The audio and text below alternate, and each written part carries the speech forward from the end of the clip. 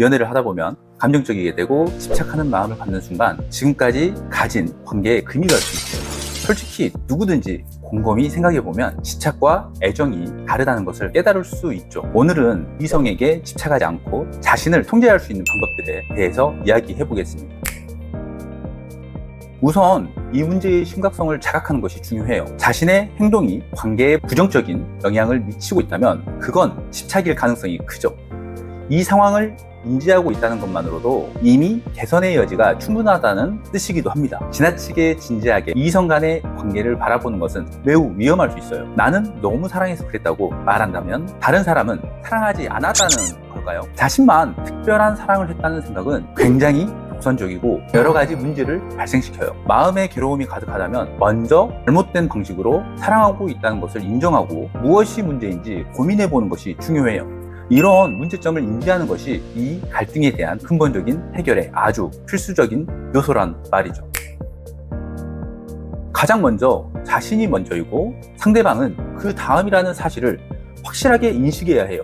관계가 끝나면 상대방은 결국 남이 되죠. 이건 절대 변할 수 없는 현실이에요. 상대가 떠나버릴까봐 의심하고 집착하는 건 오히려 그 사람을 멀어지게 만드는 행동이죠. 자신을 먼저 아끼고 난 후에 상대방을 생각하면 집착하고 싶어도 자연스럽게 그런 행동을 할 수가 없어요. 자기애와 자존감이 높으면 내가 소중하기 때문에 그런 행동을 하지 않게 된다는 거. 이기적으로 볼 수 있겠지만 인간 본성을 굳이 속일 필요가 없잖아요. 상대방도 분명히 자신을 우선으로 돌보고 난 후에 나에게 집중할 것이라는 사실을 받아들이고 나 역시도 내 자신을 아껴야 한다는 거죠.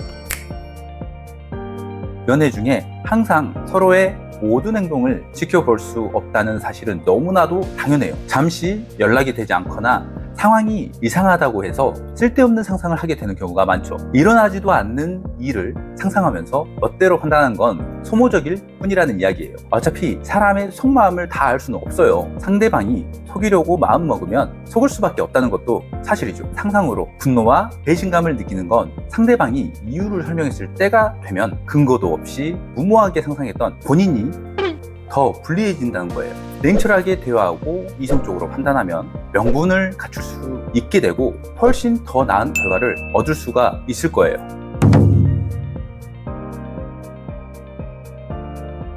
이성을 어떻게 만났는지, 주변 사람들과 어떤 관계를 맺고 있었는지를 잘 생각해보면 답이 나올 수 있어요.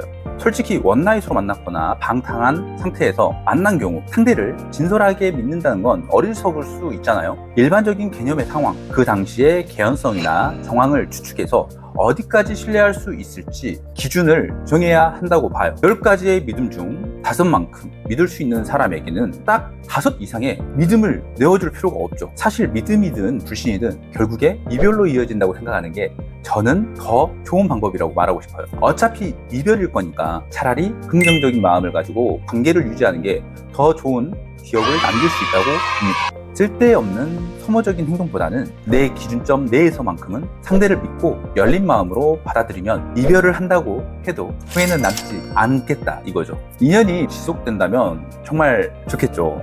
그러나 현실은 인간관계가 단절되기 쉽고 지속되기 어려운 경우가 많잖아요. 이성 간의 관계는 더 냉정하고 때로는 타인보다 더 차가워질 수 있어요. 모든 것을 줄 것처럼 행동하다가 금방 마음이 식어버리는 경우가 많아요.